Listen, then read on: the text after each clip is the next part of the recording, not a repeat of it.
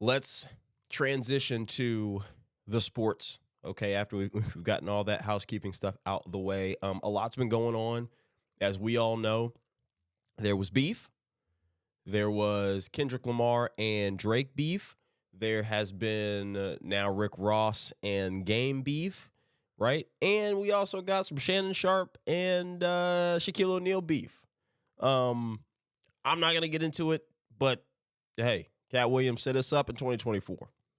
He said it on Shannon Sharp's podcast, and it's been up. So Shannon Sharp and Shaq got beef. I'm not covering it because it's not my style. So if you want to check that out, go check that out. You just find it all over Twitter or X or wherever you get your stuff from. And then also beef. It looks like the Dion Hive has some beef with me. Y'all are very, very defensive over Deion Sanders. Based on my comments last pod, I won't necessarily repeat the comments last pod, but basically my whole premise was that stuff that went on Twitter was unnecessary, and I don't think it did anybody any favors. And apparently I didn't like that. So, yeah, I mean, that's about it. I've never really been one to come up here and be ready to fight and go to war over somebody I don't know, whether I'm defending them or not.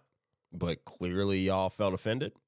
I don't want no smoke, Dion Hive. It's simply an opinion. You are allowed to have your opinion. I am allowed to have mine. Not going to touch it again.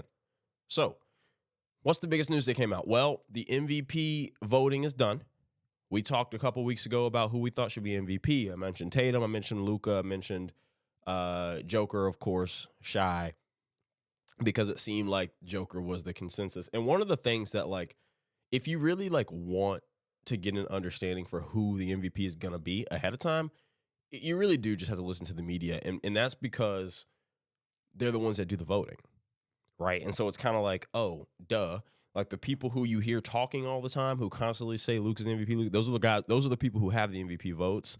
So obviously, you know, Jokic was gonna win, and he did, and he won in pretty convincing fashion. I want to see if I can find the voting. Okay, here it is. Yep. So the standings went this way. So it was Luka 1, Shai 2, Shai Gilgeous-Alexander from the Thunder. He got second place. Luka Doncic got third place. Giannis got fourth. Jalen Brunson got fifth. And then Tatum was 6. Jason Tatum was 6. Anthony Edwards was 7. Domantas Sabonis actually finished 8th.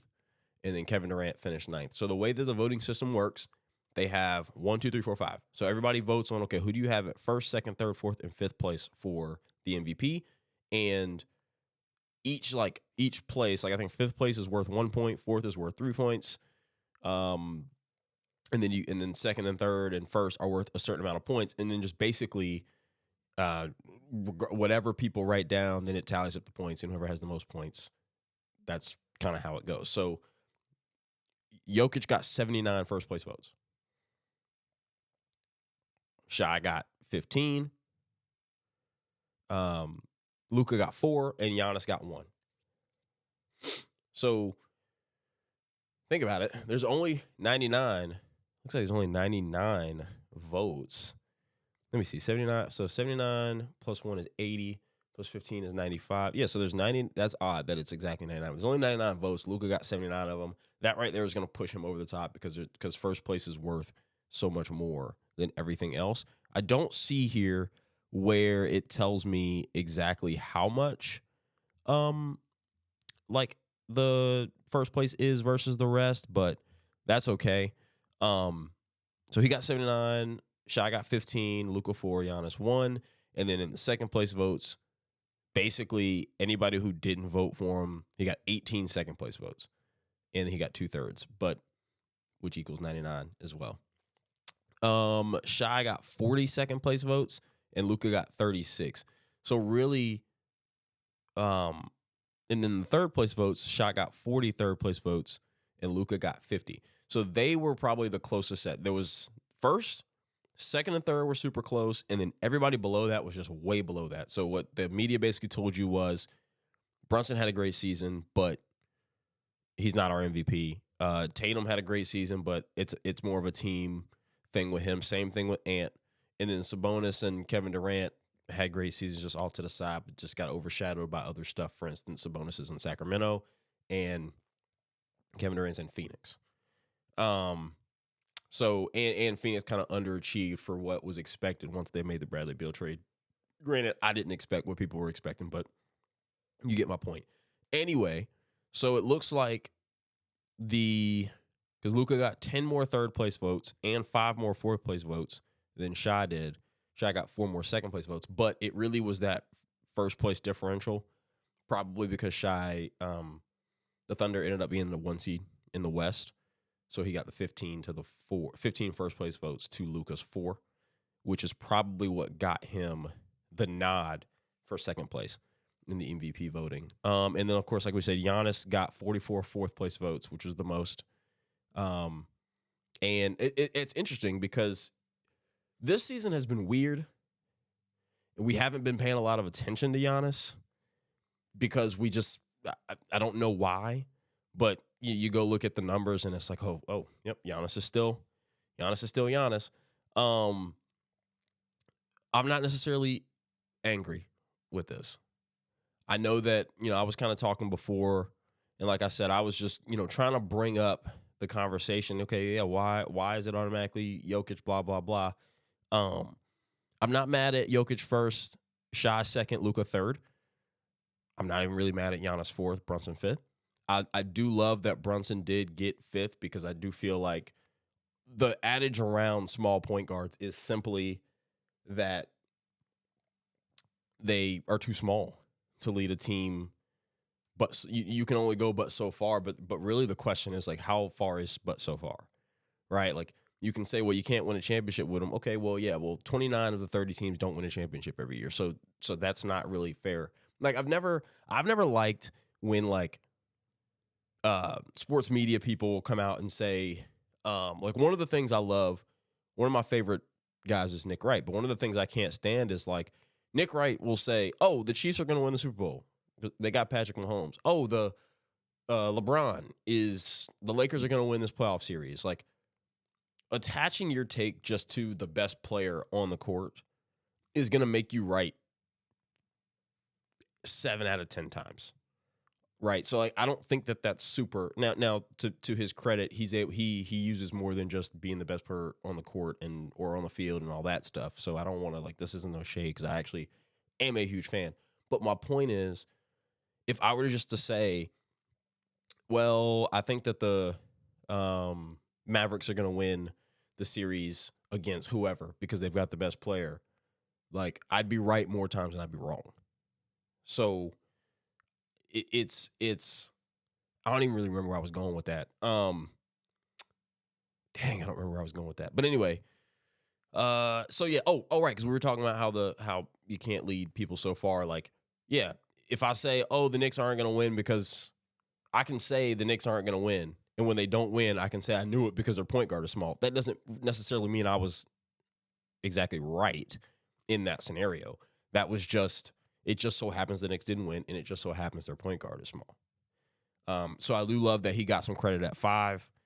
I figured Tatum, I guess if I was looking at this, if I had to, because I don't have a vote, and I didn't watch enough throughout the season. I don't watch enough NBA throughout the season to really know what's going on like that. If I had, I would have guessed it would have been those 3, Jokic, Shai, and Luka in whatever order. And then I probably would have guessed Tatum would have been 4. Like, basically Tatum and Giannis would have switched. Tatum would have been 4, Brunson 5, Giannis 6. But again, I didn't watch enough.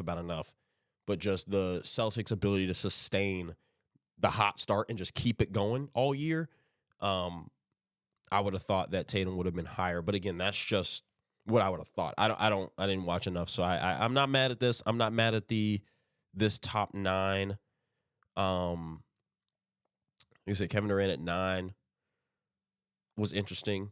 It's interesting to see KD there and not necessarily see LeBron or Anthony Davis. And actually, I'm gonna make a separate shorter thing because I've already gone a little long with this.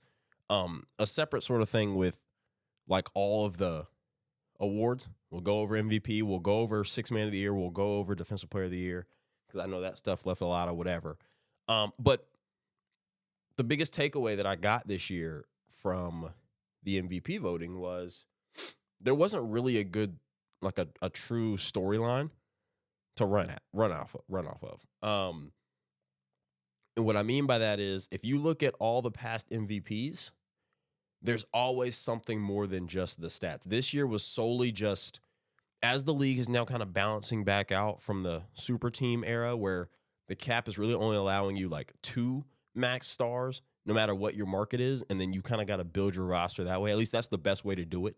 If you try to be Phoenix and try to go with 3 max stars, you have no roster, then you fire your coach, even though you had no roster, but I digress. So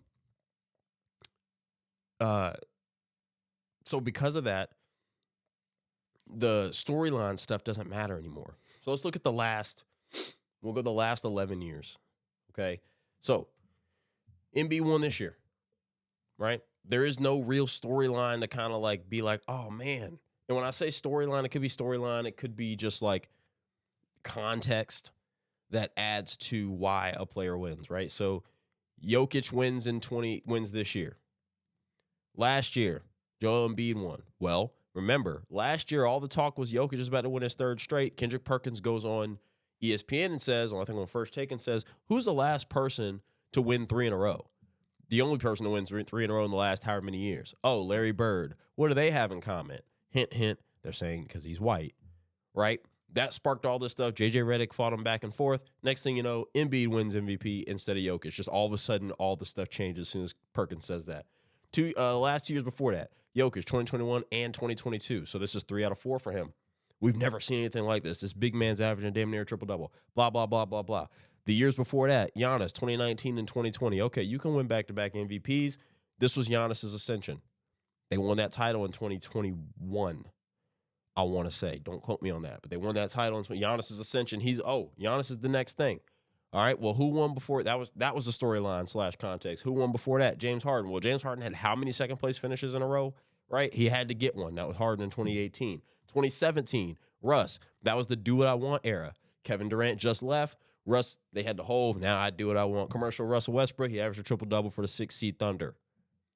Russ wins MVP. 2015 and 2016, Steph. That was the Warriors boom. Enough said. Unanimous MVP for Steph in 2016, but enough said. 2014, Kevin Durant had won MVP. Well, you could say a lot of his MVP stuff came from the LeBron fatigue because in 2012 and 2013, LeBron with the Heatles, best LeBron we've ever seen.